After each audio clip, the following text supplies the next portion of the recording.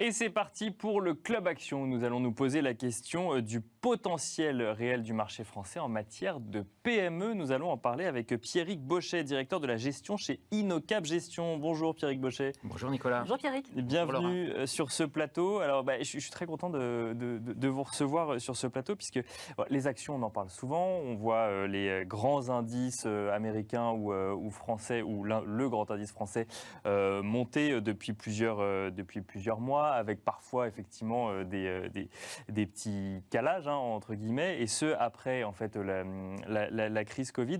Mais quand on regarde dans le détail, on a quand même l'impression que c'est les grosses entreprises, voire les très grosses entreprises qui s'en tirent le mieux. Et là aujourd'hui, vous allez nous parler de PME, vous allez nous parler de petites et moyennes entreprises qu'on appelle les small et mid cap.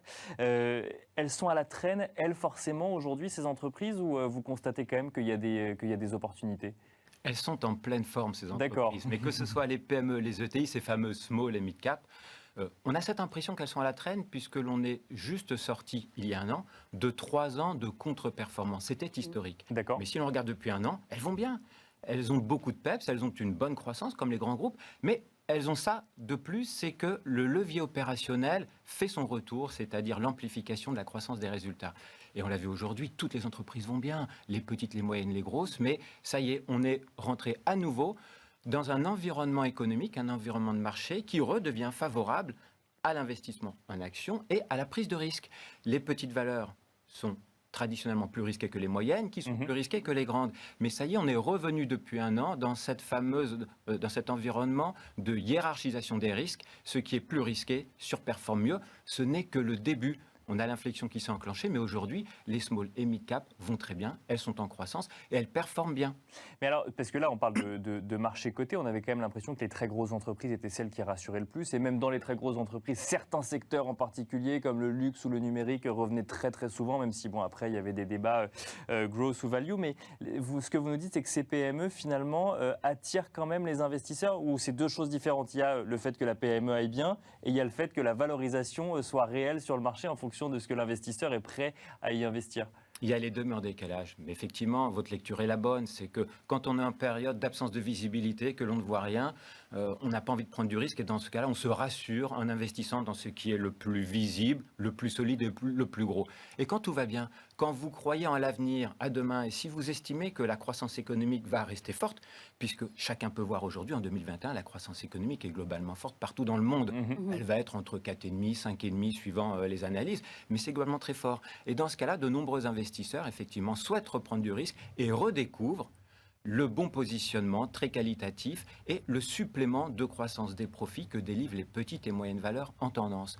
Donc quand l'environnement économique est bon et solide, quand la croissance est là et qu'elle est visible et quand vous estimez qu'elle va se poursuivre. Ce qui n'est pas le cas aujourd'hui, mais vous nous dites que ça va être le cas demain, du coup, c'est ça? Ou que, en tout cas, c'est le retour finalement des small et mid cap aujourd'hui? On le voit, et c'est ce que le marché nous explique depuis un an, c'est que nous avons juste démarré, mais c'est naissant, ça ne fait qu'un an, sur des cycles qui durent en moyenne 7-8 ans, même si le dernier cycle économique a duré 10 ans.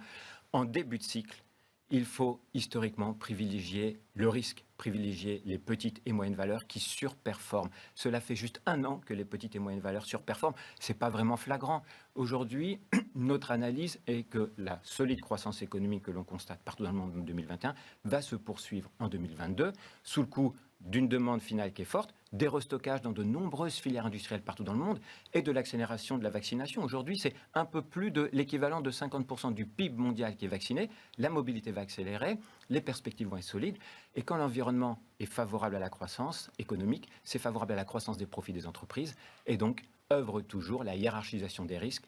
Et nous sommes bien dans un environnement où nous estimons que la surperformance qui vient de s'enclencher des petites et moyennes valeurs va se poursuivre. On l'a bien compris, vous êtes spécialiste des petites et moyennes valeurs. Justement, qu'est-ce que vous retenez? Est-ce qu'il y a des valeurs dont vous pouvez nous parler?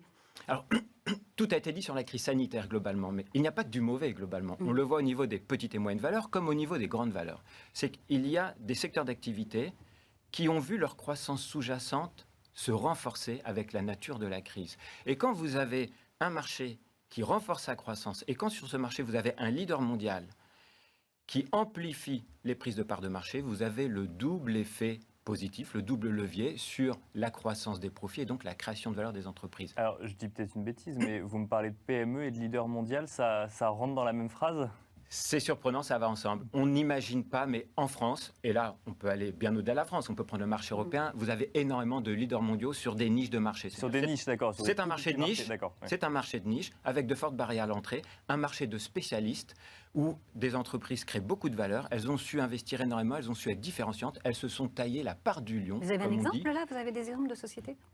On peut prendre deux exemples dans deux univers différents. Alors, je rappelle bien que les exemples que je vais évoquer ne sont pas des recommandations d'investissement, Bien sûr, bien mais sûr. ce sont Absolument. Non, non. juste Ouais, c'est un d'accord. partage de convictions parmi nos investissements. Des constats sur... voilà. Tout à fait. Prenons l'amélioration du confort chez soi.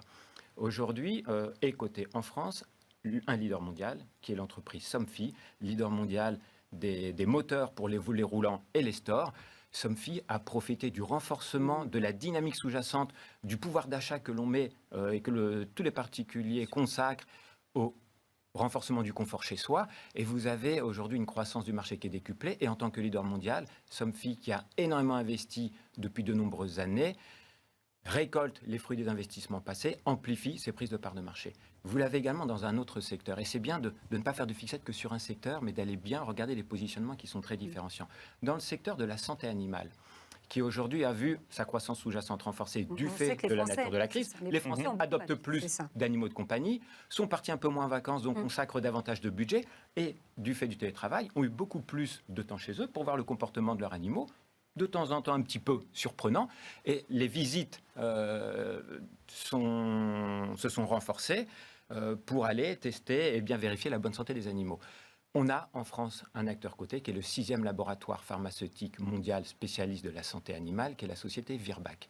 Virbac a énormément investi depuis de nombreuses années, est en phase d'accélération de ses prises de part de marché. On va prendre avant, après Covid. En 2020, le supplément de gain de part de marché de Virbac, c'était 4 points par rapport à son marché. Sur les 6 premiers mois de l'année 2021, c'est 7 points. Ça fait toute la différence. Et quand vous rajoutez du volume dans le chiffre d'affaires, vous voyez effectivement l'impact sur les résultats. Quand le nouveau patron de Virbac, Sébastien Roux, est arrivé en 2017, la rentabilité opérationnelle était à environ 7%. Cette année, elle devrait être à environ 16%, voire un petit peu plus. Et aujourd'hui, on parlait de visibilité. Virbac donne de la visibilité sur 2022, 2023 et au-delà. L'environnement est fort, les entreprises vont bien et les entreprises créent de la valeur. Alors, moi, je trouverais très intéressant d'avoir votre point de vue sur, en tant que du coup spécialiste small et mid cap, sur le nombre d'IPO assez impressionnantes et parfois sur des mouvements comme ça qui vont sur des nouvelles technologies, comme sur HRS, où finalement il y a eu énormément de nouveaux investisseurs ou d'investisseurs qui sont allés sur ces technologies, alors qu'il n'y a pas encore de marché par exemple, mais on est dans l'hydrogène, on est dans l'écologie. Comment vous regardez ça, vous, aujourd'hui? On le regarde, mais avec beaucoup de loin, prudence. ouais, c'est ça. Non, on le regarde de près, on analyse, on veut bien comprendre. Franchement, il y a des choses pour lesquelles on est très surpris. Globalement. D'accord. Donc, les IPO, du sang neuf, de nouvelles histoires, c'est parfait. Il faut que le marché vive, l'économie vit, il faut anticiper sur les tendances, il faut créer de nouveaux points industriels. Ça participe au renforcement, à la compétitivité du pays. Vive l'innovation, vive les entreprises, vive le PEPS, vive l'audace, c'est parfait. Mais, Exactement. Bien. Ensuite, c'est ça. la tête bien froide, on analyse, on regarde le potentiel de marché, on regarde le chiffre d'affaires, les perspectives de rentabilité qui ne doivent pas être trop loin non plus. Créer un nouveau monde, c'est parfait pour un pays au point de vue national, mais l'arrêté de l'investisseur, il faut quand même être dans le dur, si je puis dire, des chiffres de la création de valeur, au moins à un horizon de 12-18 mois. Et donc, quand on est dans la part de rêve et que la valorisation anticipe déjà l'exécution à 10 ans, nous ne participons pas, effectivement. On comprend qu'il y a cette envie, nous sommes très pragmatiques. Dans l'univers coté, il y a énormément de leaders mondiaux extrêmement différenciants qui sont sur des niveaux de valorisation qui restent très attractifs. Dans ce cas-là, on prend du risque sur ces positionnements-là. Merci beaucoup Pierrick Bauchet de nous avoir détaillé du coup votre expertise sur les small et mid cap dont on parle un peu moins quand on parle des marchés financiers et pourtant elles existent, donc c'est important d'avoir des gens convaincus finalement de leur raison d'être. Pierrick Bauchet, je rappelle que vous êtes directeur de la gestion chez InnoCap Gestion. Quant à vous, on se retrouve tout de suite dans le Club Expert.